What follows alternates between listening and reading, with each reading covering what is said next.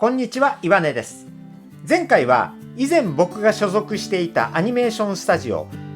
コクピットの設立から2011年頃までのお話をさせていただきました。今日はですね、スタジオコクピットの解散前後とひらがなでのコクピットについてお話しします。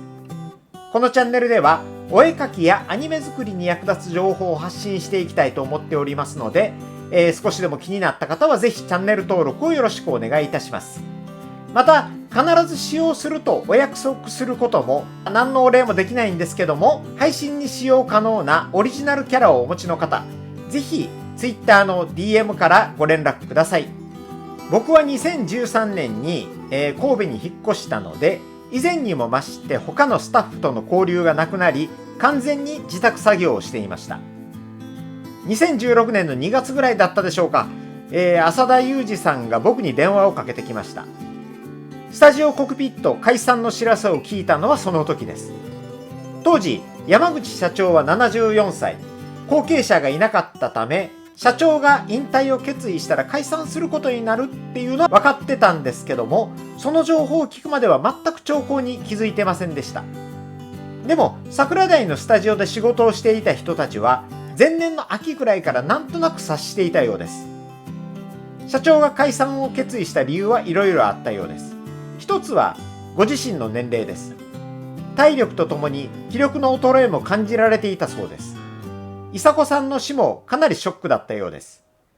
お子さんのいない社長にとっては、スタジオ設立以降に新人で入ってきたスタジオコクピットのメンバーはみんなご自身の子供に近い感覚をお持ちなんではないでしょうか。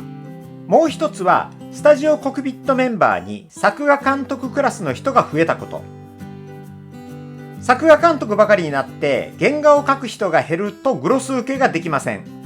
前回も言いましたが、グロス受けというのは一つの下請け会社で作画監督、場合によっては演出も含めた1話分の作画を全て引き受けることです。なので作画監督ばかりだとグロス受けができないっていう風になるわけです。僕のように1話分の原画を全部一人で描いて作画監督も兼ねるなんていうのはちょっと例外的な仕事の受け方なので、現実的に言うと作画監督ばかりだとグロス受けがなかなか難しいっていうことになります。グロス受けをした場合、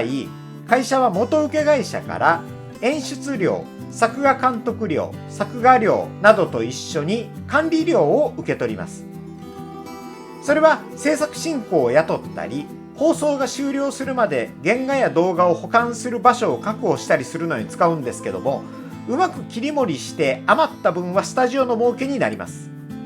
スタッフの報酬を一部手数料として徴収するだけでは、家賃や水道光熱費、事務費などの経費を賄う程度にしかならず、管理料がないとなかなか黒字化が難しかったようです。グロスで受けて、作画を孫請けに出すっていう風になると、元請けから受け取った作画料からスタジオの手数料を引きにくいのも一因です。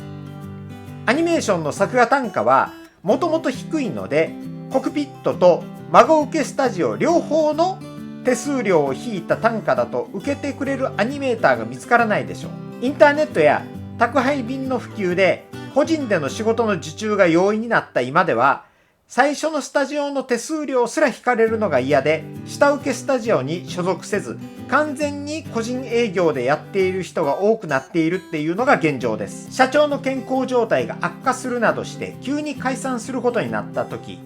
作画技術を身につける前の新人を抱えたまま解散をすることも避けたかったので、みんなに解散を伝える3年程度前から新人を受け入れるのをやめていました。なので新人原画マンもいません。そんなわけで徐々にグロス受けをできる本数が減っていって、このままあと3年も続けていると赤字になるかもしれないと思えたそうです。スタジオ8だけでなく多くのアニメーションスタジオの倒産を目の当たりにしてきた山口社長は、不当たりを出して他のスタジオに迷惑をかけたり、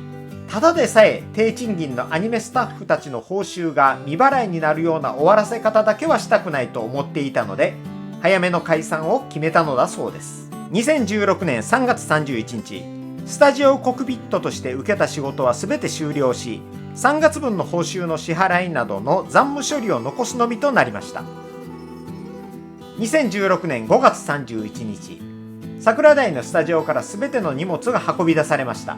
目に見える形でのスタジオコクピットもなくなってしまったのです。2016年6月23日、ホテル椿山荘東京にてスタジオコクピット解散式が催されました。アニメスタジオの解散というと、大勢のスタッフへの未払いが発生して元経営者は雲隠れっていうような話もよく聞きます。一流ホテルで解散式をしたスタジオなんてスタジオコクピット以外ないんじゃないかなっていうふうに考えています。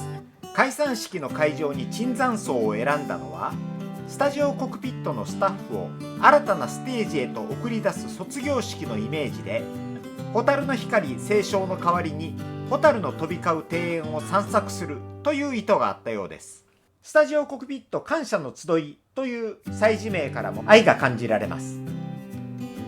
一流ホテルということで、僕は着慣れないスーツに身を包んで参加させてもらいました。この日の記念写真は大事に持っています。2016年11月2日、登記記録上で有限会社スタジオコクピット閉鎖です。さて、所属スタジオの解散を知ったスタッフは、それぞれの身の振り方を考えなければなりません。他のスタジオに移籍するのか、完全な個人営業にするのか、はたまたアニメーターを辞めて他の職業に就くのか。本来なら僕もその悩みを抱えることになったはずですが、浅田さんのスタジオコクピットがなくなってもポケモンのグロス体制を維持したいという話に即決で乗りました。山口社長は浅田さんにスタジオコクピットの社長を継いでもらいたいっていう風な希望も持っていたように思われるんですが、浅田さんとしてはスタジオコクピットのような大所帯の社長になることは希望しませんでした。それでもコクピットポケモン班くらいの人数ならまとめていけると思ったようです。僕は自分が営業だの交渉だのに向いていないことを自覚しているのでお任せしますと言って、後のことは浅田さんに丸投げしてしまいました。なので僕の生活はスタジオコクピットがあった時と同じです。浅田さんはスタジオコクピットの離れをそのまま引き継いで仕事場にしています。さっきも言いましたけども、僕はもともと自宅作業です。打ち合わせなども全て電話やインターネットを使っているので、変わったことといえば桜台のスタジオコクピットに送っていた請求書を離れの浅田さんに送るというくらいです。締め日も報酬の受け取り日もスタジオコクピットの時と同じ。そうそう、源泉徴収票が浅田さんから送られてくる点も変わりました。で、その時その源泉徴収票を見て気づくべきだったんです。ひらがな表記のコクピットという会社が存在していないことに。浅田さんができればスタジオコクピットの名称をそのまま引き継ぎたい、できなくてもなんかそれらしい会社の名前にしたいというふうに言っていたので、てっきりコクピットという新会社を起こしたと思っていたんです。だけどスタジオコクピットが解散して数年経ったある日、浅田さんに「いやー社長は大変だね」みたいなことを言ったら「俺社長じゃないよ」っていうふうに言うんです。どういうこと？って聞いたら、有限会社の仕組みがなくなって法人化が面倒だったので個人の屋号としてコクピットを使用しているということ。びっくりしました。言われてみれば源泉徴収票の支払い者欄はコクピット浅田裕二です。株式会社コクピットとかじゃないんです。個人でテレビアニメのグロス受けをしてるのって浅田さんぐらいじゃないかなっていうふうに思います。以上がスタジオコクピット解散前後のお話です。スタジオコクピットがなくなってもう6年経つんですね。会社のキッチンでカレーを作って食べさせてくれたスタッフがいたり、お花見や忘年会といった飲み会も和気あいあいとしていたので、とても楽しい会社でした。そういった雰囲気が合わなかった人もいたんでしょうけども、僕にとっては居心地のいい場所でした。この動画は僕自身の思い出のために作ったようなもんなんですけども、スタジオコクピットという名前が少しでも皆さんの記憶に残るきっかけになってくれれば嬉しいです。他にもこんな話も聞いてみたいっていうようなリクエストがございましたら、ぜひ、コメント欄の方によろしくお願いいたします。それではまた次の動画でお会いしましょう。さようなら。